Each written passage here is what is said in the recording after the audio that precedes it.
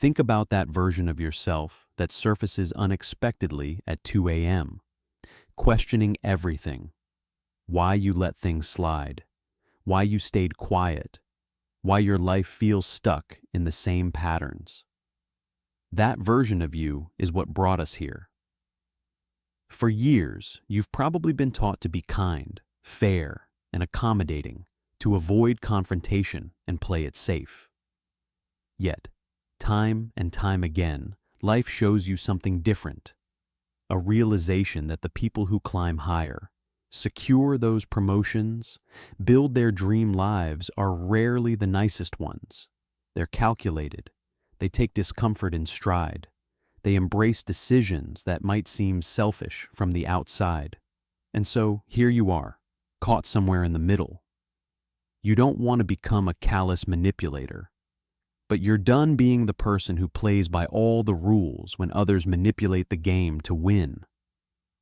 This is where Machiavelli and Nietzsche come in, not as mere historical figures or some trendy names seen online, but as practical frameworks for change.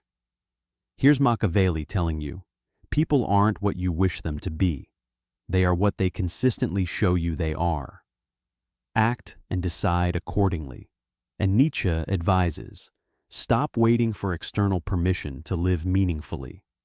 Choose what your life will stand for and pour everything into that pursuit, unapologetically. Together, these ideas can transform passive living into active becoming. Strength paired with integrity, determination without sacrificing your humanity. If you've ever felt overlooked at work, stuck in relationships where you're unheard, or trapped in a cycle where life seems to control you instead of the other way around, this perspective can shift everything. By the end of this, you'll walk away with a mindset and actions you can start applying tomorrow morning. But first, let's confront a difficult truth. Being nice has a cost.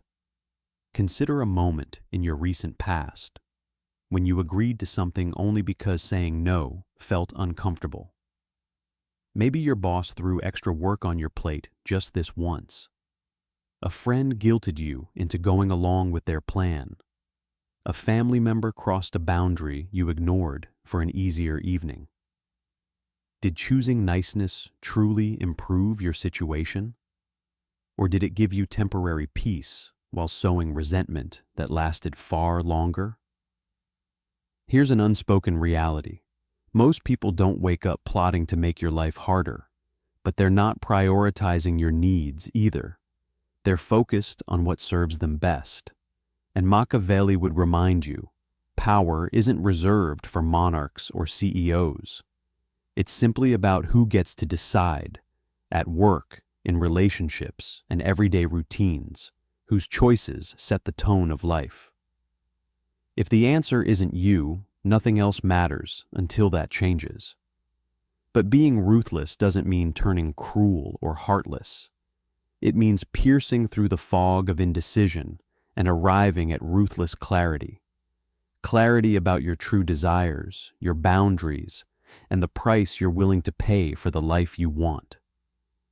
Many people avoid this level of self-reflection because admitting what they want removes comfortable excuses. They can no longer hide beneath a shield of, "I don't know." This is where Nietzsche offers profound guidance on the will to power.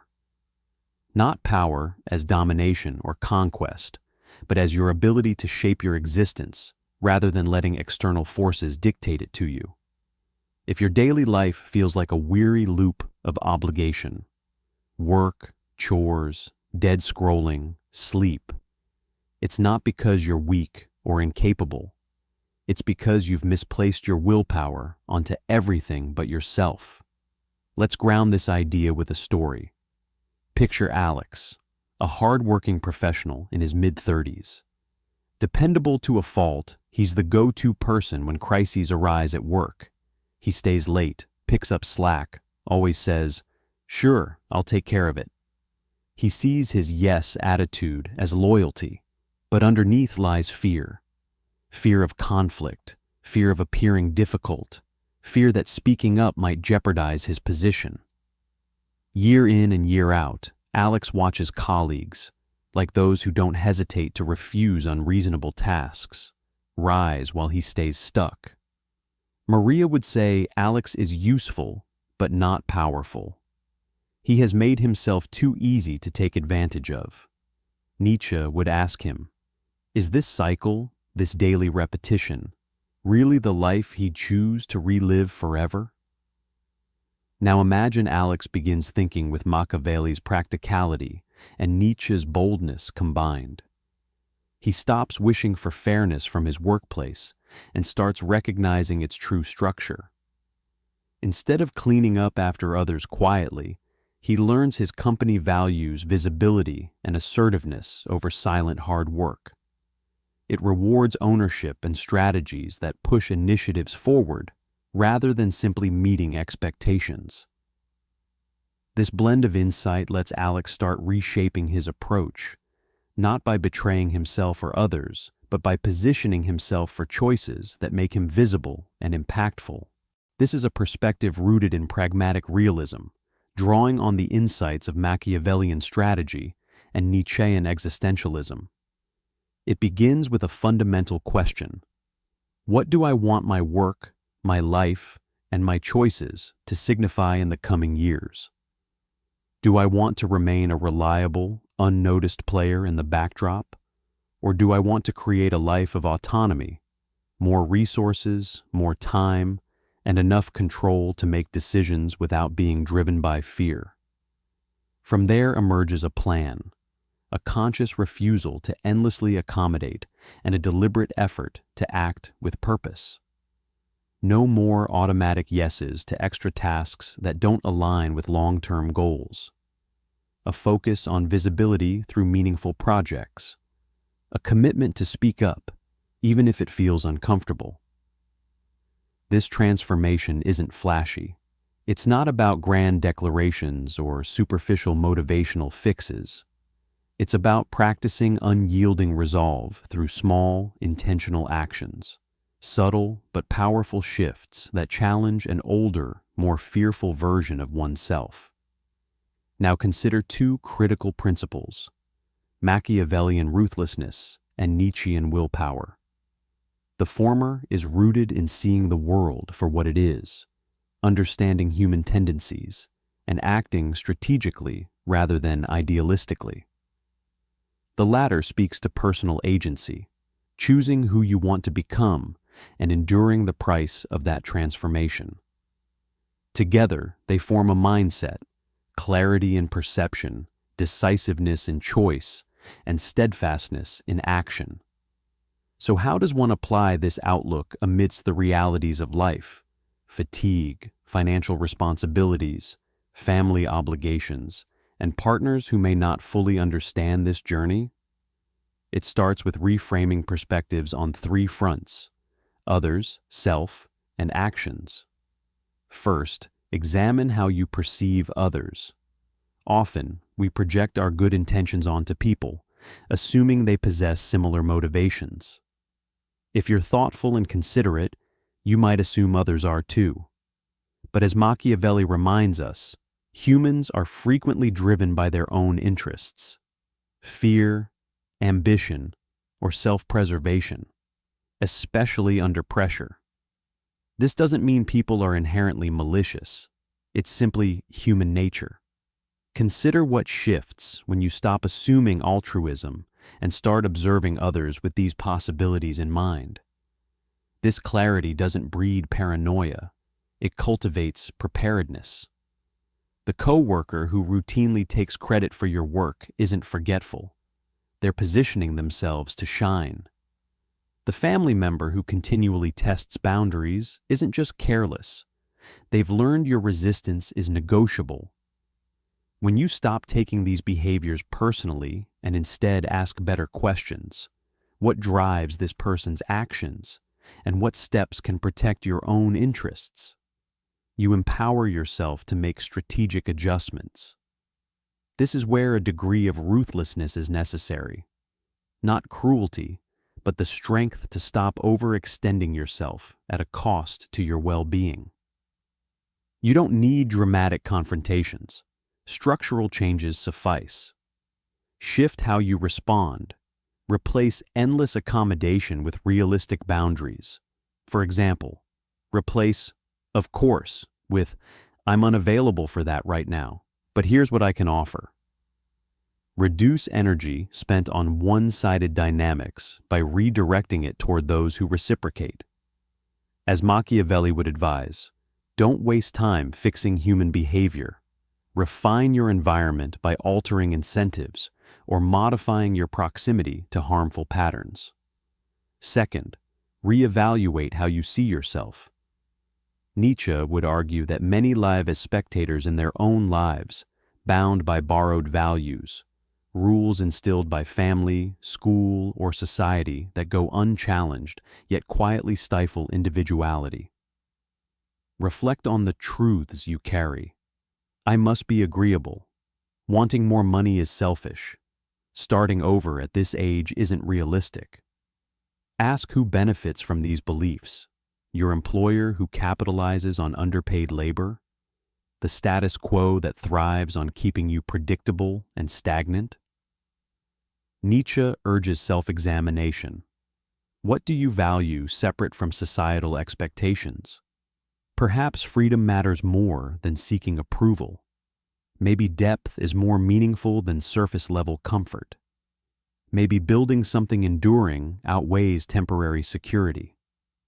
Recognizing your personal values also means confronting internal contradictions, the gap between what you claim to believe and the choices you make. You can't say "I value health" and consistently treat your body like an afterthought. You can't say "I value freedom" and never tolerate short-term discomfort. Here's a thought-provoking exercise to consider after reading this. Begin by writing down 3 things you claim to value. Then, identify one way your current lifestyle contradicts each of these values. This exercise isn't about shaming yourself, but rather about giving your willpower something concrete to confront and work against. Once you've identified these discrepancies, it's time to focus on action. This is where intentions meet reality, your routines, habits, and interactions. Let's break it down into 3 levels: micro, medium, and macro. Micro actions are the small daily decisions you make that subtly shape your sense of self. A targeted approach to micro actions might mean committing to doing one thing each day, no matter how small, that aligns with the person you aspire to be. For example, if you want to cultivate strength and self-respect, a micro action might involve saying no to a minor request you don't have the bandwidth for, taking a brisk 15-minute walk even when tired, or dedicating 10 minutes to learning a skill instead of scrolling aimlessly online. These actions may seem insignificant at first glance, but they are essential for building your willpower, much like exercising a muscle daily. Now consider how even these micro actions can have subtle yet real impacts. Saying no isn't just declining something, it affirms that your time is valuable. Moving your body signals that your health is non-negotiable. Investing time in learning shows that your value doesn't remain static in any marketplace. Micro actions are foundational because they set the stage for more significant shifts later.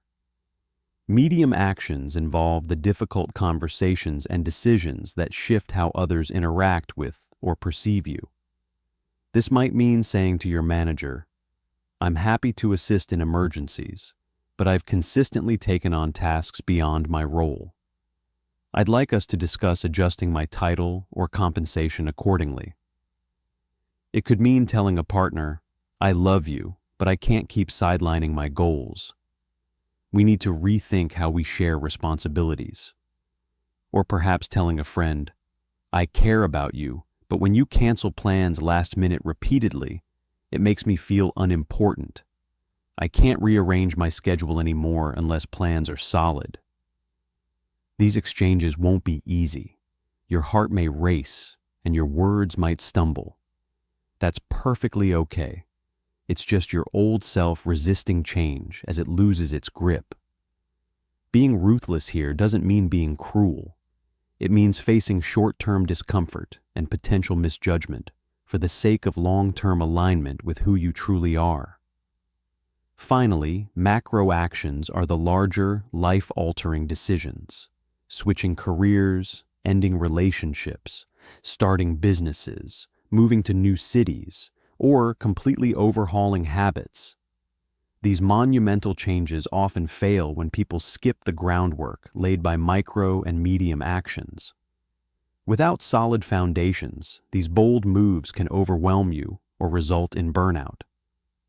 Nietzsche might remind you that unshakable will isn't demonstrated by one grand gesture, but through repeatedly choosing growth over stagnation when no one is watching. Machiavelli would add that big moves require strategy and preparation. Thinking of quitting your job? Assess your financial situation, build skills, try freelance work on the side, and network within your industry. Considering leaving a relationship? Observe patterns, document experiences for your clarity, and build emotional and logistical support systems first. Starting something new?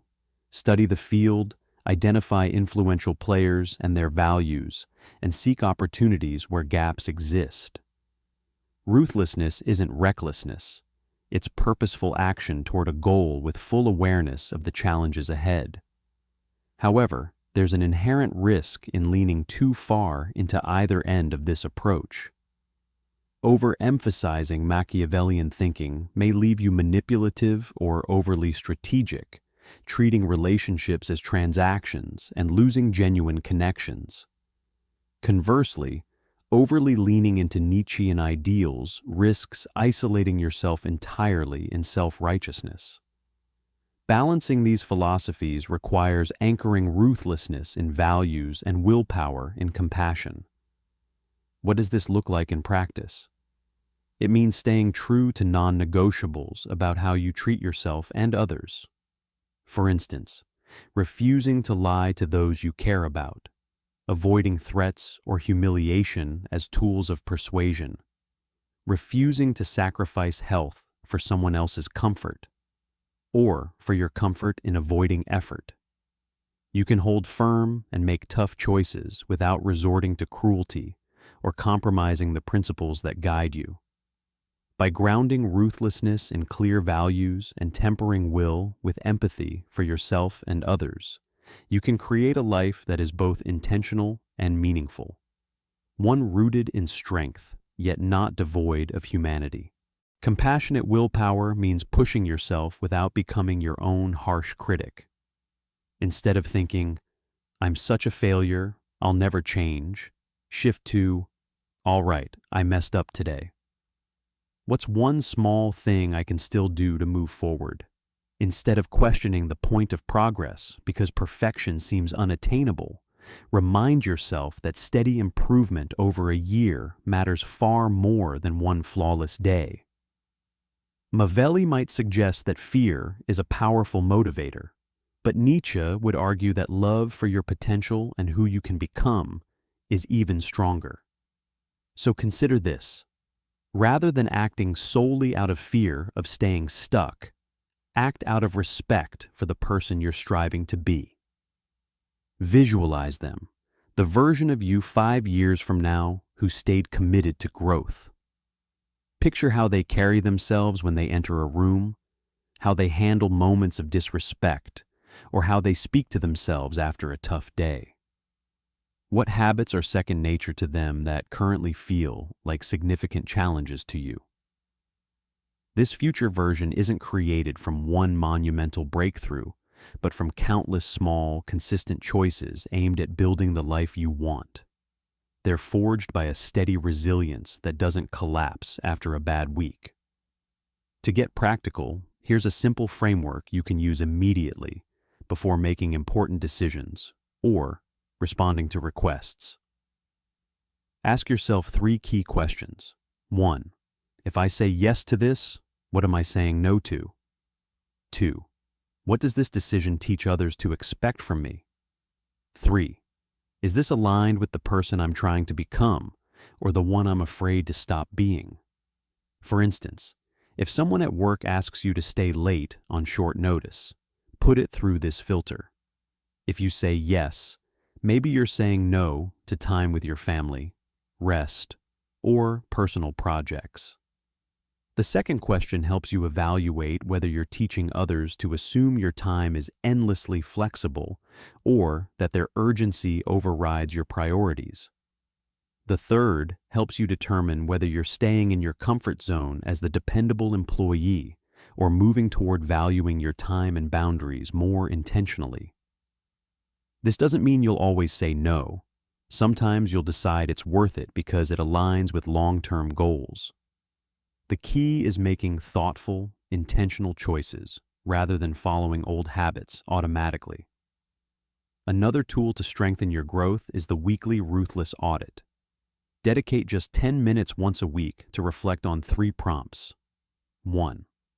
When did I act out of fear this week? 2.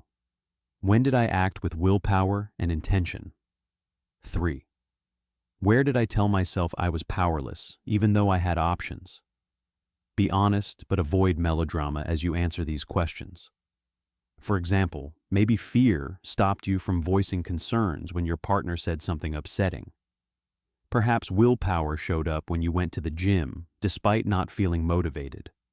Or you might recognize that blaming not enough time was really an excuse for spending the evening scrolling through your phone. Once you've reflected, pick one area, not 10, that you commit to changing next week. Being ruthless isn't about overhauling everything at once. It's about cutting through excuses and deciding, this changes now, even if it's just one small but meaningful shift toward a better version of yourself.